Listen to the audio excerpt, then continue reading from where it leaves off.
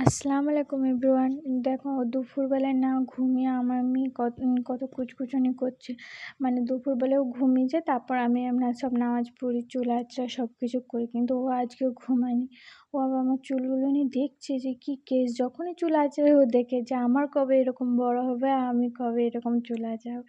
বিকেলবেলায় হতেই ম্যাডাম দাদার সাথে চলে গেল দোকান। ওকে একটু বিকেলবেলা একটু বাইরে বেরোলে ওকে বেশ ভালো লাগে। দেখো নতুন জুতো পরে কত লাফাচ্ছে, ওকে বেশ ভালো লাগছে মনে হয় জুতোগুলো পরতে। তা ও চলে যাওয়ার পর আমিও জুতো নিয়ে একটু বাইরে বেরিয়ে গেলাম হাঁটতে। ও যখনই দোকান যায় তখনই একটু হাঁটতে যাওয়ার সুযোগ পায়, না হলে হয়ই না।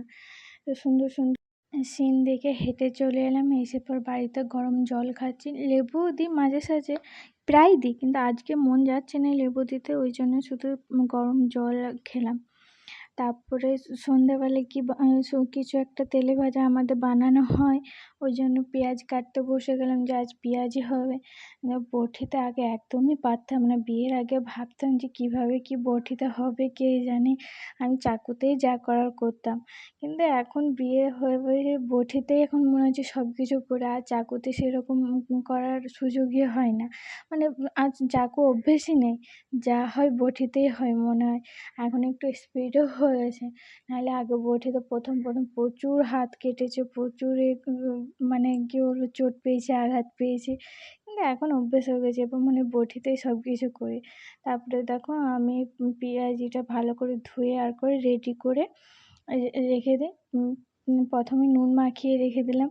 নুন মাখিয়ে রেখে দিলে বলে যে একটুকু ইয়ে হয়, নরম পাড়া হয়, ওই জন্য প্রথমে নুনটা ভালো করে মাখিয়ে সেনে রেখে দিলাম। তারপর আমরা বেসন, হলুদ যেমন যা দেওয়া সেরকম দিলাম। আমাদের এখানে সন্ধ্যাবেলায় কিছু না মুড়ি খাওয়া হয়, তো মুড়ি খাওয়ার সাথে কিছু না কিছু একটা তেলে ভাজা হয়। রোজ হয় না, কিন্তু সপ্তাহে ১ দিন বা ২ দিন কিছু একটা তেলে ভাজা বানাই। কখনো বেগুনি হোক, কখনো চপ হোক।